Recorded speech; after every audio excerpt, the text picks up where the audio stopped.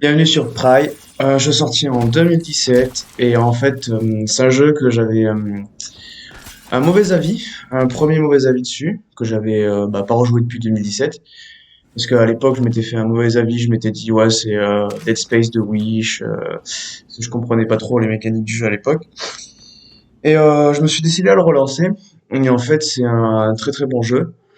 C'est un genre immersive sim pour ceux qui savent pas ce que c'est. Genre, c'est en gros, c'est des jeux avec très peu de cinématiques et on découvre vraiment le jeu de manière immersive, d'où le nom du genre.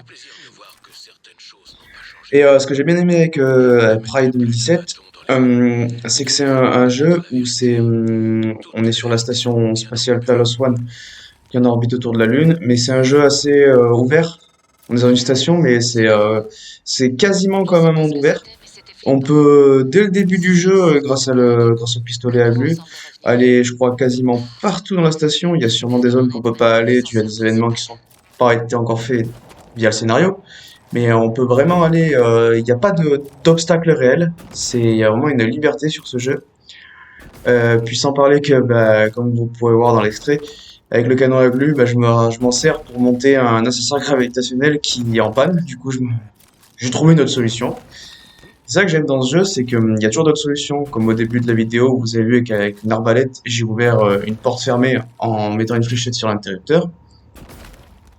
C'est vraiment dommage parce que c'est le studio Arkane qui avait fait notamment Dishonored. C'est vraiment, c'est un très bon jeu solo. Il y a plusieurs choix de scénarios, donc il y a des succès à faire. J'ai passé presque 60 heures sur le jeu parce qu'il y a plein de succès à faire différents, notamment avec les collectibles. Mais ce jeu sur les collectibles, il est pas très punitif parce que ils vous disent de tous les faire, sauf que les emails, si vous en avez 150 sur 160, c'est bon, vous avez le succès. Trouver le membre d'équipage, si vous en manque quelques-uns, il vous donne le succès, donc ça va, le jeu est assez permissif sur ça.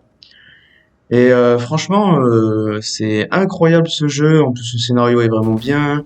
Il y a les pouvoirs sont bien, il y a des pouvoirs humains et aliens. Ce jeu, en fait, pour un jeu solo, pour moi, il a quasiment tout. Bon, il a des défauts comme la microgravité qui est dégueulasse comme tout le jeu dans l'espace, ça c'est tout le temps comme ça. Il a d'autres petits défauts, notamment les chargements qui sont longs, les graphismes, bah, ils sont ok, je trouve par contre, pour 2017. Mais franchement, j'ai kiffé.